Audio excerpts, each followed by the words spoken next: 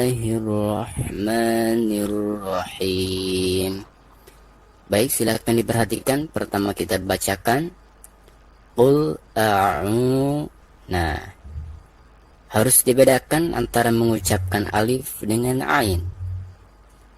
Qul a'u. Nah, ketika kita membaca u, di sini harus dipanjangkan 2 harokat karena dihukumi mad tabi'i. Ada huruf hijaiyah yang berharakat dhamma, di sini ain ya. Lalu di depannya ada waw sukun, maka dihukumi mad tabi'i dan dibacanya 2 harokat. Qul a'udzu birabb. Nah, ketika membaca ro, maka di sini dihukumi ro tafkhim atau ro yang dibaca tebal karena ro di sini berharakat fathah ya. Birabbil. Nah, perhatikan alif lam di sini adalah alif lam qamariyah karena ada alif lam lalu di depannya merupakan salah satu daripada huruf qamariyah yaitu fa ya. Maka alif lam tersebut harus dijelaskan atau harus dibaca ya, karena biasanya ada tanda sukun di atas lamnya seperti ini ya, birabbil falaq.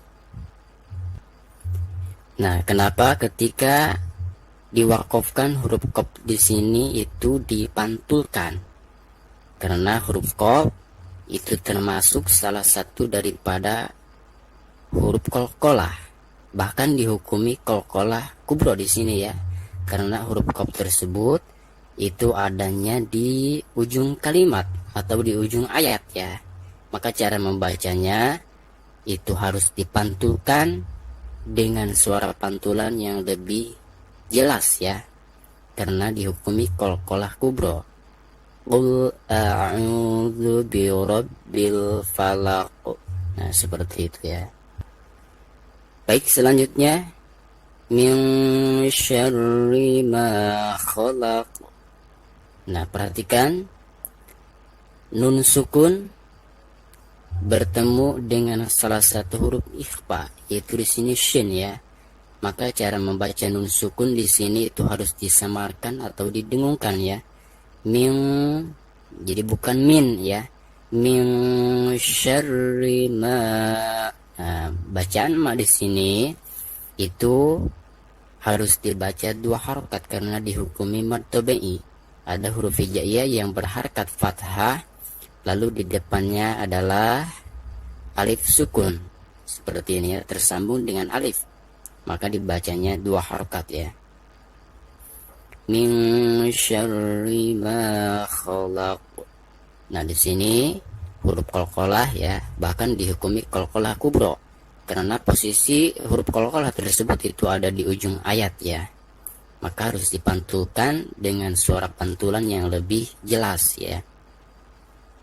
Baik, selanjutnya wa min syarri ghasiqin idza waqab. Perhatikan ada nun sukun lalu di depannya adalah salah satu daripada huruf ikhfa yaitu shin ya. Maka sama ini dihukumi ikhfa ya, dan cara membaca nun sukun di sini itu harus disamarkan atau didengungkan ya. Jadi tidak boleh dijelaskan, tidak boleh dibaca wamin ya, tetapi harus disamarkan atau didengungkan ya. Wa min syarri gha. Nah, perhatikan ketika membaca gha, maka di sini dihukumi mad tabi'i dan dibacanya 2 harokat ya. Ada huruf hijaiyah oghin ya, yang berharakat fathah, lalu di depannya ada alif sukun, salah satu daripada mad tabi'i ya. Wa min syarri ghasiqin. Nah, ada tanwin, lalu di depannya adalah salah satu daripada huruf izhar. Nah, maka cara membaca tanwin di sini itu harus dijelaskan ya. Ghasiqin iza. Nah, di sini ketika membaca iza maka harus dipanjangkan 2 harokat karena ada huruf hijaiyah yang berharakat fathah yaitu za ya. Lalu di depannya ada alif sukun. salah satu daripada huruf mad tabi'i ya. Perhatikan di ujung kalimat ini atau di ujung ayat ini ada huruf ba yang merupakan salah satu daripada huruf qalqalah. Maka ketika diwakofkan itu suara huruf ba-nya harus dipantulkan, bahkan dengan pantulan yang lebih jelas karena posisinya ada di ujung dan dihukumi qalqalah kubro. Idza waqab. Nah, seperti itu ya. Baik, selanjutnya wa min syarrin nafatsati fil 'uqad. Perhatikan nun sukun bertemu dengan salah satu huruf ikhfa yaitu shin ya. Nah, maka suara nun sukun di sini itu harus disamarkan atau didengungkan ya. Wa min syarrin. Nah, perhatikan dari ri langsung diidghamkan atau ditasydid dan kena. Karena alif lam di sini dihukumi alif lam syamsiyah. Wa min syarrin nafa. Nah, mad asli dibacanya 2 harokat ya. Wa min syarrin nafatsa. Nah, ini juga sama dibaca 2 harokat karena dihukumi mad asli. Nafatsati fil 'uqad. Fil. Nah, perhatikan alif lam Komariah ya, karena ada alif lam di depannya adalah salah satu daripada huruf Komariah, maka cara membaca lamnya itu harus dijelaskan ya, karena ada tanda sukun seperti ini ya, berarti menandakan lam tersebut harus dibaca jelas ya. Fil 'uqad. Nah, ada huruf qalqalah yaitu dal ya. Terus posisinya ada di ujung bacaan atau ada di ujung ayat ya. Maka cara membacanya itu harus dipantulkan dengan pantulan yang lebih jelas ya, karena dihukumi qalqalah kubro. Fil 'uqad. Nah, seperti itu. Baik, selanjutnya wa min syarri hasidin idza hasad. Perhatikan ada nun sukun lalu berhadapan dengan salah satu huruf ikhfa yaitu shin ya.